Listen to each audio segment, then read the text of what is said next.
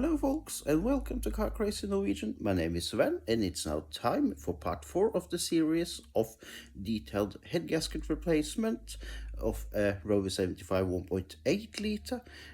This video won't be as long as the last one because that was a bit too much, but it isn't very much I can do now. Now it's mainly about removing the cylinder head itself, because now we have gone through everything you have to do before it. Now remember, in the last video you saw me removing the camshaft carrier and the camshafts and the hydraulic tappets, and bear in mind that's not anything, or excuse me, that's things you don't have to do if you only are doing a head gasket replacement.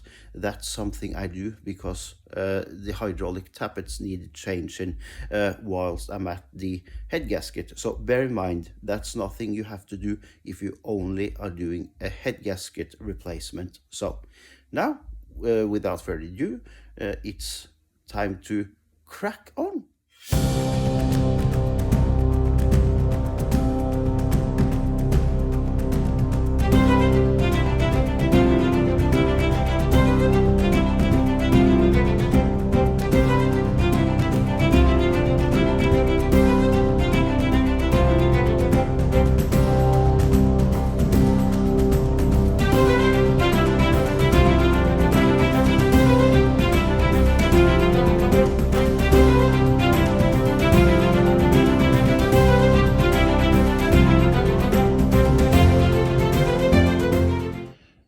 Okay, so here we are now. We locate the cylinder head bolts here. There are 10 of them, and these we loosen up with a E12 socket.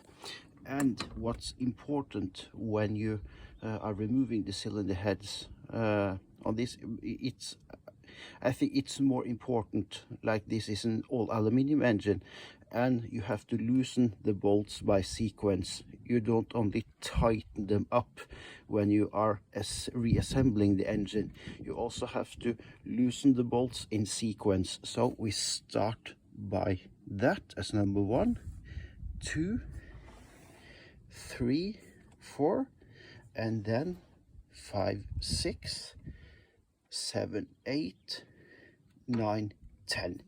So now I will start with that one and work my way through it. I will try to set the phone up somewhere so you can see what I do without me having to hold onto the phone and record whilst I'm doing this, because you need a brake bar for this and I need to use both my hands. So I'll try to place the phone somewhere safely so I can record what I'm doing.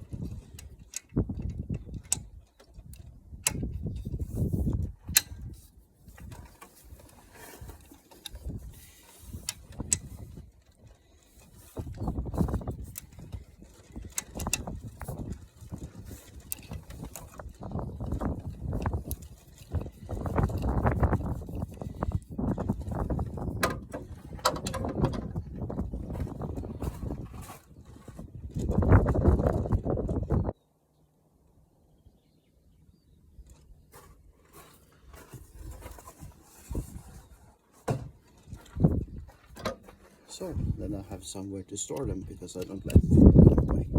I keep things like this just in case.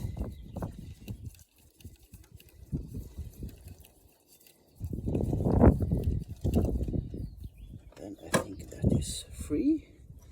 Yes, these are massively long bolts. Quite a famous feature on the Rover K series, these long head bolts that goes all the way through the engine.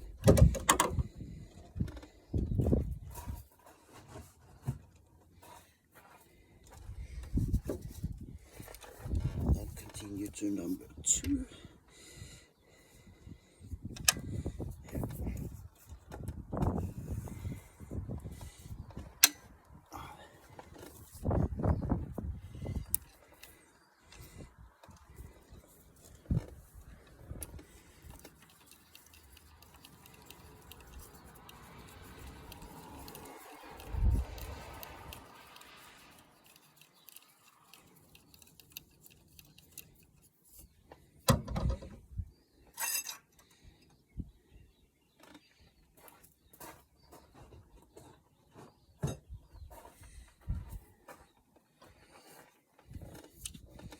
Then we go to the opposite side of the cylinder head and start with this.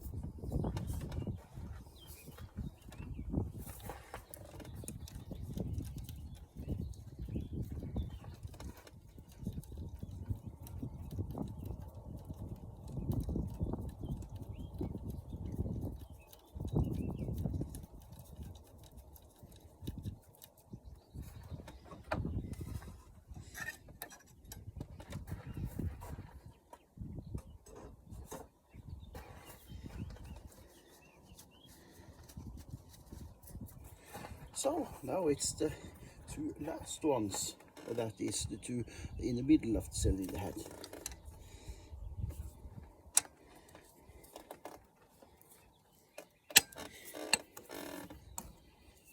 This is to get an even release of tension on the cylinder head.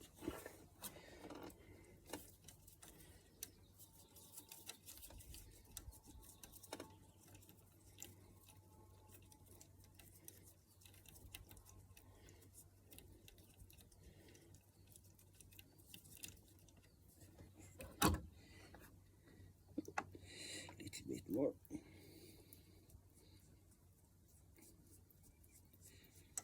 There it is.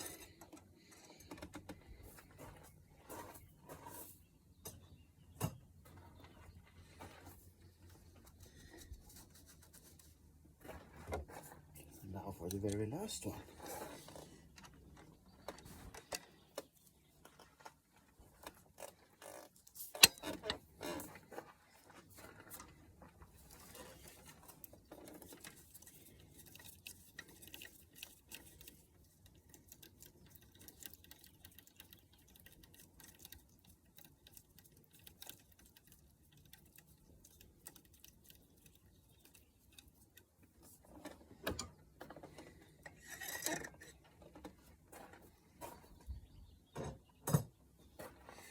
Now that's all of the bolts loose. Now before I can lift off the cylinder head, I need to, because I have forgotten to remove two coolant hoses and the temperature switch. So I will just show you that very quickly. I forgot to remove that one, and we have to remove that hose and just disconnect the temperature sensor there. Okay, so now I have placed a big tray underneath, because just to be sure that we don't have any spillage on the ground, because there are animals living in this house as well, dogs and cats, and coolant is very poisonous, so you don't want that floating on your ground. So we better be sure. I have drained the cooling system, of course, but we have to make sure we don't spill anything. So my breathing is absolutely awful today.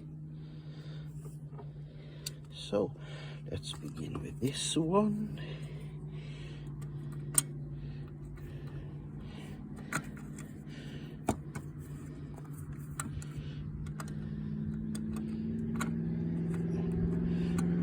Come on, please, please, please, get on there. Nice Mustang sound. There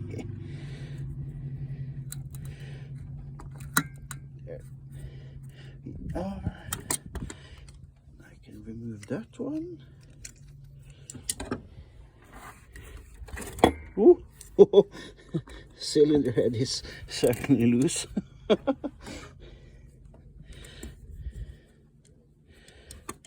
come on. Come on, come on, come on.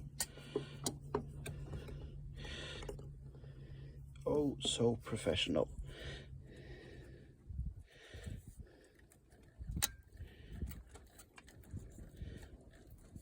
Little bit of wiggling there, and I try to twist it off without the cylinder head starting to jump.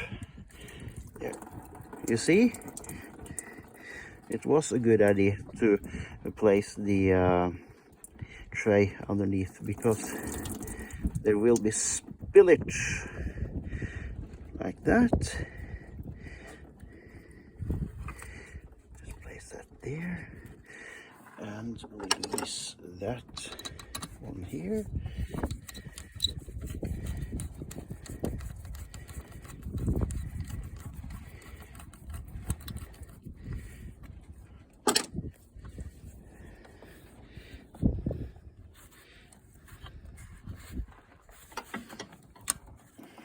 Oh, excuse me. I'll try to film like this. I just forget a bit sometimes. So, come on. Get off you go. There you are. Like that.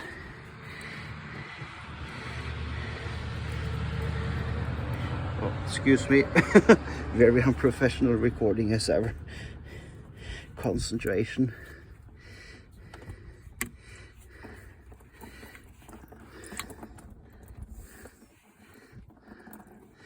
Now let's disconnect these sensor connector here, like that. I think I will replace that sensor just for good measure. It hasn't appeared to be faulty yet, but it doesn't cost much money to buy a good quality of those. So for preventative maintenance, I will replace that. Now, there is one thing also I need to disconnect from the cylinder head, and that is this ground wire that I also forget to remove.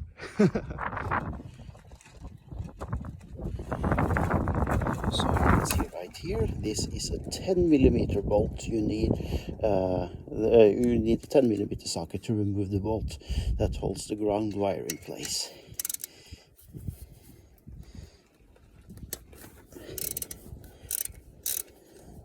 Like that.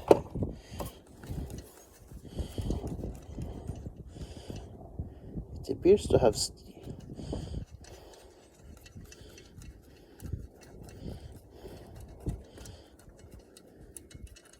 like that, and as always I get just loosely place the bolt inside here again, because then I know where it belongs and I don't have to wonder where everything belongs. So now it is time to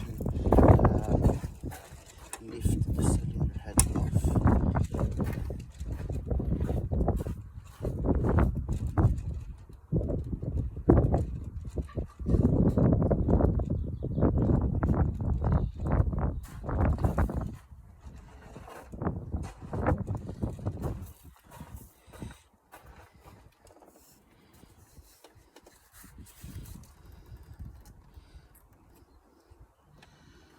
That.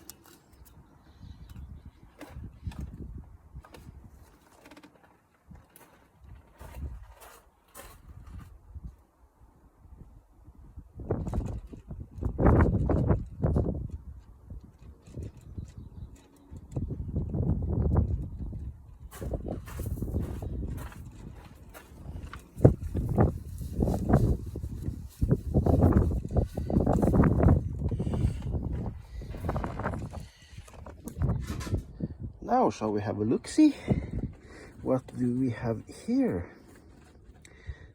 This appears to be a multi-layer gasket,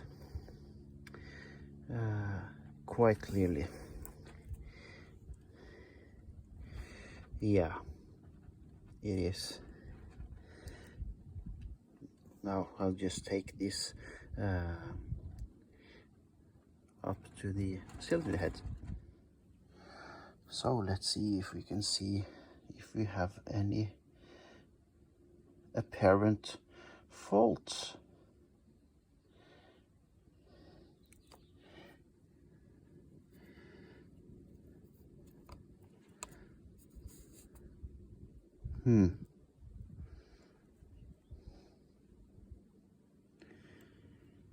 Looks like it's an original gasket actually.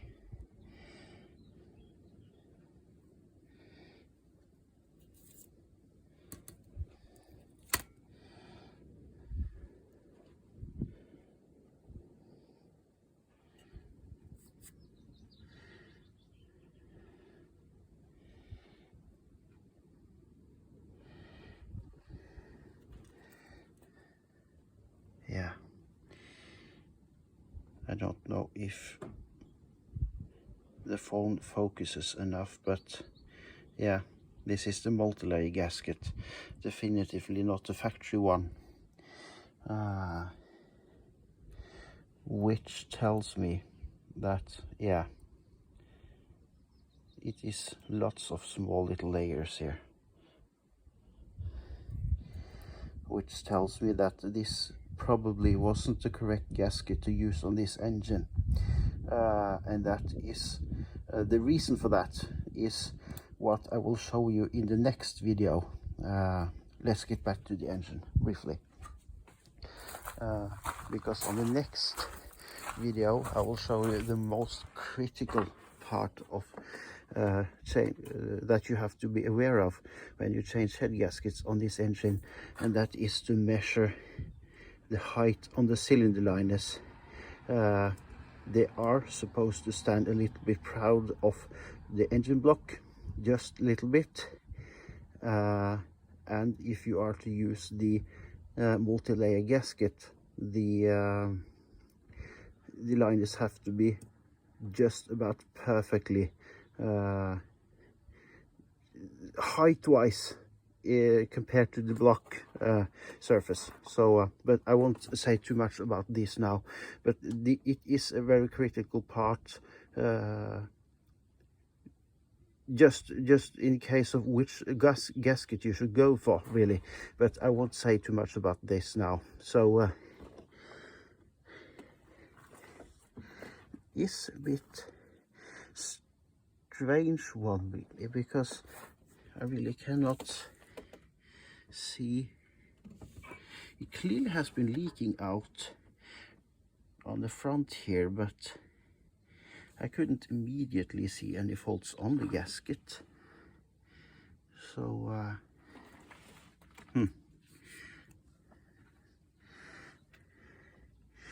and it doesn't appear to have been any kind of water intrusion to the cylinders whatsoever. Nothing.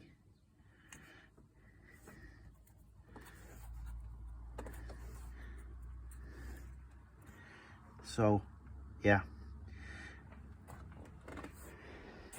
little bit of strange one, that.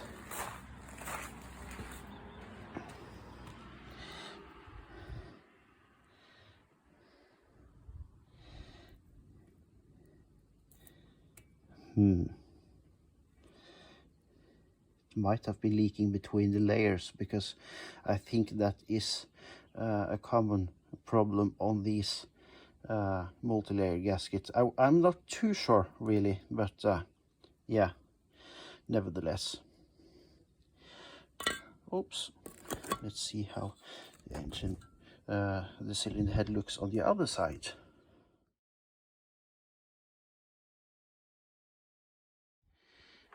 Now that the head gasket is off and the cylinder head and head gasket is off, the funny thing now is I cannot really see that it's actual coolant that has been escaping through the gasket.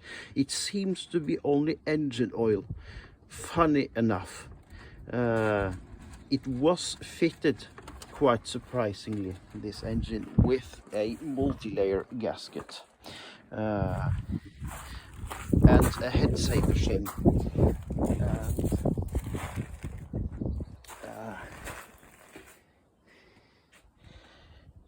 What I cannot understand is, I don't know if this is normal for these gaskets, but there's like a coating on it that breaks up quite massively, and I found like flakes of it everywhere, and I don't know if that's normal, if that's something these multi-layer gaskets just do.